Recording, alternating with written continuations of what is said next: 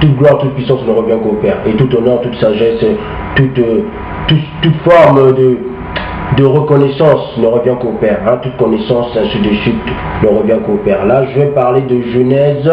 Je vais prendre Genèse, je vais parler du sperme. Ça sert à quoi le sperme? Et ça sert à quoi une relation conjugale, que ce soit une relation tout court, avec un homme, une femme. Je dis un homme, une femme. Je dis pas un homme et une femme. Je dis un homme, une femme. Parce que l'homme est relié à la femme est reliée à l'homme.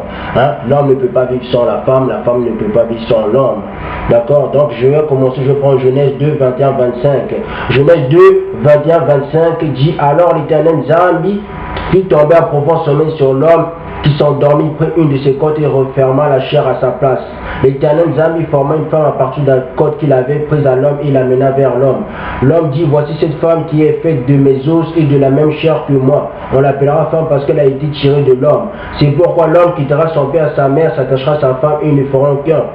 L'homme et sa femme étaient tous deux, les deux nus, et ne n'avaient pas honte. Dans Genèse 2, 21, 25, on voit bien que la femme et l'homme, ils ne font que un. Donc ils sont unis, c'est l'union. Ils sont unis à la mort, ils sont unis quand ils s'épousent, quand ils deviennent des épouses, que ce soit dans la santé, dans les malheurs, que ce soit dans toutes sortes de calamités, dans la malédiction, dans le bonheur, il faut qu'ils soient unis. Parce que l'homme et la femme sont faits pour s'unir, donc pour être un, faire que un. C'est ce que Genèse 2, 24 dit: c'est pourquoi l'homme quittera son père et sa mère, il s'attachera à sa femme, et ils ne feront qu'un. Donc on voit bien qu'ils ne feront qu'un. Donc c'est ça l'union. Maintenant il y a le problème de concubine. Le concubine, ça n'a rien à voir avec le mariage véritable. Le mariage véritable, c'était Adama et Ava. Donc Ish et Isha. Ils étaient deux seulement. Il n'y avait pas Lilith, il n'y avait pas Lilita, il n'y avait pas des démons. Ça n'a rien à voir à l'origine. Zambi, c'est pas un Zambi de désordre. Donc on voit bien que l'homme et la femme quitteront leurs parents pour qu'ils forment un. C'est ça l'union. Parce que pourquoi on dit que l'union, pourquoi ils feront qu'un? Parce que la femme est sortie de l'homme. La femme est sortie de l'homme. Au début, il n'y avait pas la femme est sortie de l'homme. C'est pour ça l'union, le mariage, l'accouplement ne se fait qu'un. La polygamie, c'est pas un bon usage. C'est pas un bon usage. Faut pas l'utiliser à bon escient. Mais la femme ne doit pas, n'importe quelle femme chez nous, les Bantous, que ce soit dans le peuple noir, ne doit pas rester toute seule jusqu'à la fin de sa vie. Elle est obligée d'avoir un homme. Que ce soit, même si elle devient la deuxième femme de l'homme, mais elle est obligée, parce que au temps ancien, une femme ne devait pas rester toute seule. Il fallait qu'elle reproduise. Il fallait qu'elle produise les enfants. Donc c'est ça, la femme véritable. Le rôle de la femme, c'est une aide. C'est une aide. Elle est là pour aider. Elle est là pour donner de la douceur à son mari, élever les enfants, apprendre tas d'usages à l'homme, puis aux enfants. Donc là, je vais prendre Genèse 18, 11. Genèse 18, 11. Genèse 18, 11, 12 dit: Abraham et Sarah étaient vieux d'un âge avancé. Sarah ne pouvait plus espérer avoir des enfants.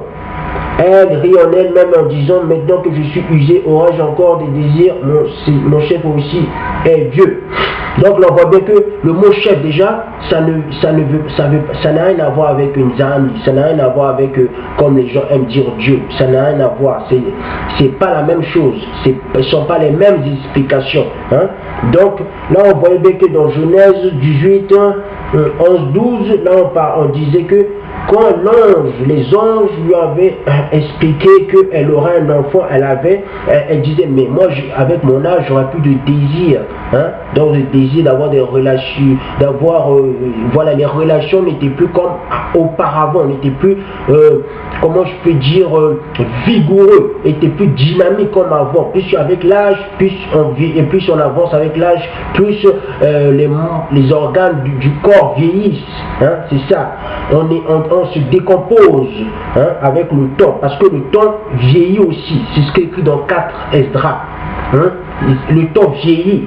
C'est pour ça que Nzambi il est éternel. L'éternel veut dire hors du temps. Donc il est hors de l'existence, l'existence matérielle, astrale et spirituelle. Hein? Même dans le spirituel, ils ont des sens. Parce que l'esprit même de Nzambi a des sens. L'esprit de Nzambi a de l'amour. Déjà, avoir de l'amour, c'est avoir un sens. Hein?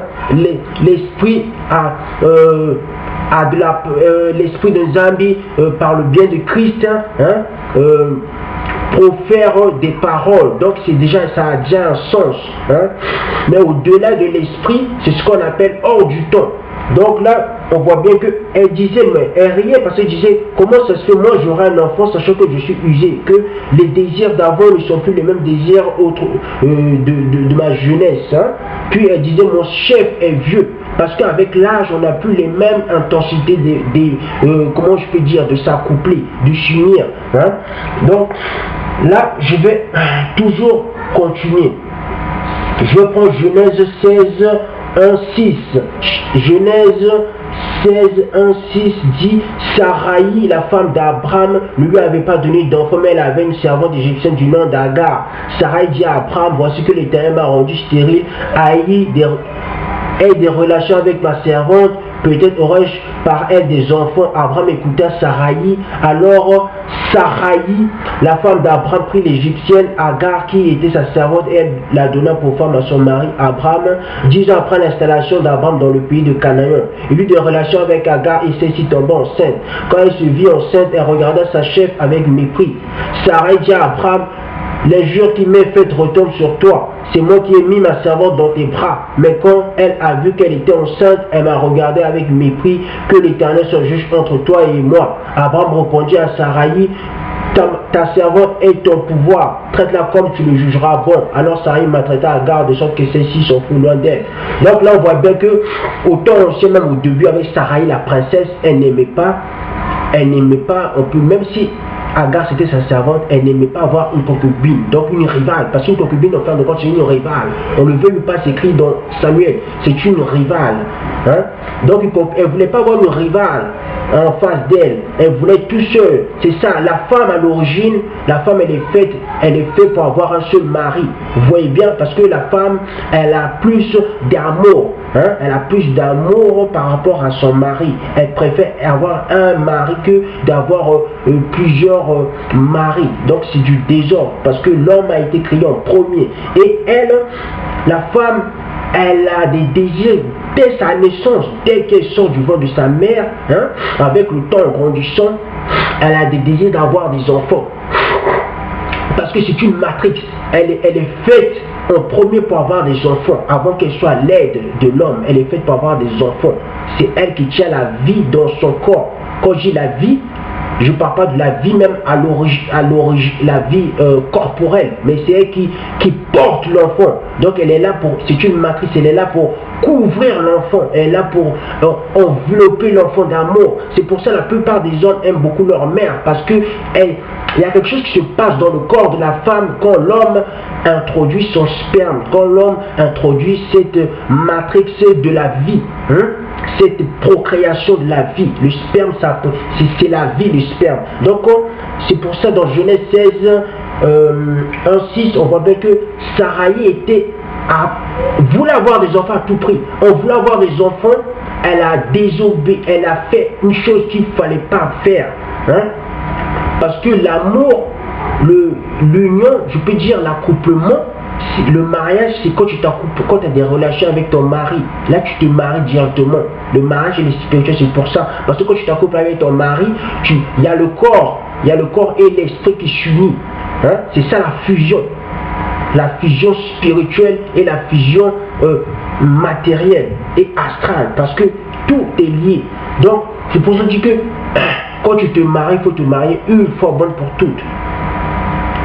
Là, je vais encore continuer dans Genèse 25, 66 à 67. Genèse 25, je prends Genèse 22, Genèse 22, 19 à 24. Genèse 22, 19 à 24.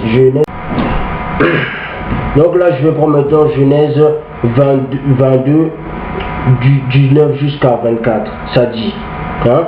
Abraham retourna vers ses serviteurs, se levait et repartit ensemble à Beersheba. En effet, Abraham habitait à Beersheba. Après cela, on annonça à Abraham, Mika a aussi donné des fils à ton frère Nachor. Eux, tu sont nés Bod, son frère qui eut le père d'Aram, Keset, Azo, Bédaj, Jedaf et Bethuel. Bethuel a eu pour fille Rebecca.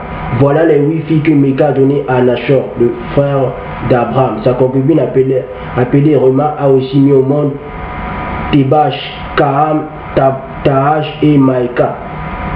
Donc là on voit bien que le frère d'Abraham, donc Nachor, avait une concubine. Au temps ancien, ça se faisait la concubinage. C'est pour dire que la femme, elle est faite en premier lieu, je dis. Hein? La femme, c'est pas un objet. En premier lieu, elle est faite pour reproduire, pour faire naître des enfants. Donc,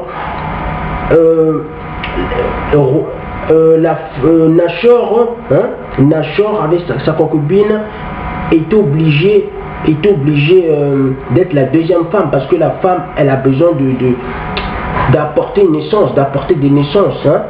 C'est dans la matrice, elle est faite pour cela d'abord en premier lieu. Et la concubinage, c'est pas quelque chose de néfaste. Hein? Donc, mais le vrai mariage, ça se fait entre hommes et femmes. Ça se fait pas entre des hommes et des femmes ou des femmes et des hommes. Ça n'a rien à voir. Ça, c'est une abomination. Mais la femme, avec l'âge, je vois qu'elle n'a pas de mari, il faut lui donner un mari. Il faut la responsabiliser. Ça fait partie de la vie, ça fait partie d'une de ses activités. Hein, reproduire. Hein, à envelopper son enfant, à apporter de l'amour au sein du couple, à donner une signification à un couple, hein, et à sa vie à elle-même. Parce que ça a toujours été comme ça. Dans Genèse, déjà Genèse le démontre de A à Z que Sarai voulait toujours avoir des enfants. Ça se peut même Ava voulait toujours avoir aussi des enfants. Hein. Donc là, je vais prendre maintenant Genèse 29, 13, 25. Genèse 29, 13, 25. Genèse 29, 13, 25 dit quoi? Dès que Laban lui entendu parler de Yacouba, le fils de sa sœur, il courut à sa rencontre, les traînait, tendement l'embrassa, puis lui fit venir chez lui. Yacouba racontait tous ces événements à Laban. Et Laban lui dit, c'est certain, tu es bien fait des mêmes os et de la même chair que moi. Yacouba habitant un mois chez Laban, puis ce dernier lui dit, parce que tu fais partie de ma parenté, devrais-tu me servir pour rien? Dis-moi quel sera ton salaire. Or Laban avait 2 filles, l'aînée s'appelait Léa et la cadette Rachel. Léa avait les yeux fragiles, tandis que Rachel était belle à tout point de vue. Yacouba aima Rachel, dit donc, je te servirai 7 ans pour Rachel, ta fille cadette. Laban dit, je préfère te la donner à toi qu'à un autre homme reste chez moi. Ainsi Yacouba servit 7 ans pour Rachel. Lui parut comme quelques jours, parce qu'il l'aimait, puisque Yacouba dit à Laban, donne-moi la femme, car je suis allé jusqu'au bout de mon contrat, je vais m'unir à elle. Donc Laban réunit tous les habitants de l'endroit et donna un festin. Le soir, il prit sa fille Léa et l'amena vers Yacouba qui s'unit à elle. Laban donna sa servante Ziba pour servante à sa fille Léa, s'unir à elle. Donc il voulait s'unir, Yacouba voulait s'unir à Rachel. L'union, qu'est-ce que ça veut dire l'union? Même quand on regarde les définitions de l'union, et c'est synonyme, donc sa famille, c'est bien ce qui découle de l'union. Hein? On voit bien que l'union, ça veut dire accoler, ça veut dire s'accoupler, ça veut dire allié. Donc la femme est l'allié de l'homme. La femme n'est pas l'ennemi de l'homme. La vraie union, c'est l'allié. Donc la femme est l'allié de l'homme. La femme, c'est la combinaison de l'homme. Hein? L'homme, c'est la combinaison de la femme. Donc c'est le mélange. L'homme et la femme, c'est le mélange. C'est un mélange. Hein? C'est ce qui l'homme et la femme sont faits pour se souder. Ils sont pas faits pour se dessouder, mais ils sont faits pour se souder. Hein? Souder dans tout ce qui est tous les problèmes de la vie, que ce soit dans la peine, dans la joie. Hein? L'homme et la femme sont faits pour se conjuguer, donc ils sont faits pour se rapprocher. Hein? Ils sont faits pour ça. Donc j'ai donné plein de définitions de l'homme. Hein? Ils sont faits pour s'associer. Hein? Ils sont faits pour s'accoupler, s'accouler. Hein? s'allier, ils sont faits pour se mélanger, se raccorder, donc se souder. Hein? Ils sont faits pour se mêler, se rapprocher. Hein? Donc c'est pour ça que l'homme et la femme, l'homme quittera ses parents ou la femme quittera ses parents pour qu'ils se rattachent. Ils se rattachent entre eux, pour qu'ils s'accouplent, pour qu'ils soient des alliés, pour qu'ils s'attachent, pour qu'ils se conjuguent, pour qu'ils conjuguent leur vie ensemble, pour qu'il y ait un lien. C'est ça l'union. C'est pour ça que le mariage, le vrai mariage, ça se fait entre l'homme et la femme. Mais toutefois, quand la femme, à son âge de maturité, n'arrive pas à avoir un homme, elle est obligée d'avoir un deuxième, d'avoir un homme. Hein? Donc là, je vais prendre Genèse 29, Genèse 29, 13, 25, toujours. Hein? Là, je vais continuer. Le lendemain matin, voilà que c'était Léa. Yacoub a dit alors à Laban, qu'est-ce que tu m'as fait, n'est-ce pas, pour Rachel que j'ai servi chez toi, pourquoi m'as-tu trompé? Donc, Yacoub ne voulait pas avoir une deuxième femme, il ne voulait pas avoir Léa en fin de compte. Mais c'est Laban qui l'a trompé, c'est le beau-père qui l'a trompé. Hein? Parce que Yacoub connaissait déjà la valeur d'une femme, connaissait c'est quoi une femme, c'est quoi l'union, c'est quoi avoir une femme, c'est s'associer, c'est s'accoler, c'est être son allié, qui veut dire allié, c'est ta meilleure copine. Hein? Ça veut dire c'est ton meilleur ami, c'est ton meilleur amitié. Hein? Ça veut dire soudé, donc ils étaient faits pour être soudés, donc ils connaissaient c'était quoi la valeur d'une femme. Hein? Donc là, je vais toujours continuer dans Genèse 29, 26 qui dit, Laban dit, cela ne se fait pas chez nous, de donner la plus jeune avant l'aînée. Termine la semaine avec celle-ci et nous te donnerons aussi l'autre pour que le service que tu feras encore chez moi pendant cette nouvelle année. C'est ce qui fait Yacouba, il termine la semaine avec Léa, puis Laban lui donna pour femme sa fille Rachel. Donc on voit bien que autant chez nous les Bantous, que même que ce soit chez nous les Bantous, parce que là-bas c'était un Bantou, hein, même si c'était un noir, mais c'était quand même un Bantou, il disait bien qu'il fallait d'abord donner l'aîné. On ne pouvait pas donner directement la cadette quand l'aîné n'avait pas de conjoint, n'avait pas d'allié, n'avait pas d'union, hein, personne avec qui s'unir, avoir de relations, à vivre avec la personne qui pouvait vivre, s'attacher. Donc il fallait donner d'abord l'aîné. C'est ce que Laban avait d'abord fait, mais il ne lui avait pas dit auparavant. Hein. Donc c'était dans la règle, on voit bien que c'est de la règle. Donc là je vais toujours continuer. On va bien voir la facette de la femme. La femme a plus d'amour que l'homme. Je ne dis pas que l'homme n'a pas de l'amour, mais elle a plus de tendresse, elle a plus de douceur, elle est plus avenant. Mais même si elle est rancunière, hein, parce que la femme, faut dire qu'elle est rancunière, mais elle est plus avenant, elle provient d'abord. Hein. L'homme est sujet à dominer. C'est quelqu'un de pulsion, hein, il a des pulsions de domination. Hein. C'est quelqu'un qui est un guerrier. Voilà, je vais toujours continuer dans Genèse 29, 31 jusqu'à 35. L'Éternel vit que Léa n'était pas aimée. Il lui permit d'avoir des enfants tandis que Rachel était stérile. Hein? Léa tombant s'était mis au monde d'un fils qu'elle appela rebelle, car elle dit, l'Éternel a vu mon humiliation et désormais mon mari m'aimera. Donc la femme, elle aime toujours. La femme a plus d'amour, hein? C'est pas moi qui le dis, même Genèse 29 le démontre. Hein? La femme, elle veut toujours avoir l'attention de l'homme, elle veut toujours que l'homme le complimente, que l'homme soit son allié, que l'homme s'attache à lui. Hein? Donc je vais toujours continuer dans Genèse 29, 33. Elle tomba encore en s'était mis au monde un fils et dit, l'Éternel a entendu que je n'étais pas aimé et il m'a aussi accordé celui-ci et lui donna le nom de Simeon. Elle tomba encore en s'était mis au monde un fils et elle dit, cette fois-ci mon mari s'attachera à moi car je lui ai donné 3 fils. Hein? C'est pourquoi on l'appela Lévi. Elle tomba en s'était mis au monde un fils et elle dit, cette fois je célèbre l'Éternel, c'est pourquoi on lui donna le nom de Judas, puis elle cessa d'avoir des enfants. Donc on voit bien que la femme, elle aime reproduire, elle aime produire, elle aime mettre des enfants au monde, elle aime donner de la douceur, elle aime élever l'enfant, c'est dans sa matrice première. Hein? Elle aime accoucher. La femme en première lieu, en premier point, c'est ça la femme. La femme, c'est quelqu'un qui a plus de douceur que l'homme. Elle a plus d'attention. Hein? Elle est plus attentionnée. C'est ce que nos sœurs autrefois elles étaient, même si Saraï avait une étrange manière d'essayer de pas tout le temps, mais souvent elle voulait toujours avoir une responsabilité plus haute que son mari. Hein? Elle voulait toujours essayer de voir plus loin que son mari. Mais c'est pas possible. Parce que la femme vient de l'homme. Donc je prends Genèse 30. Non, je prends Genèse 38. Genèse 38,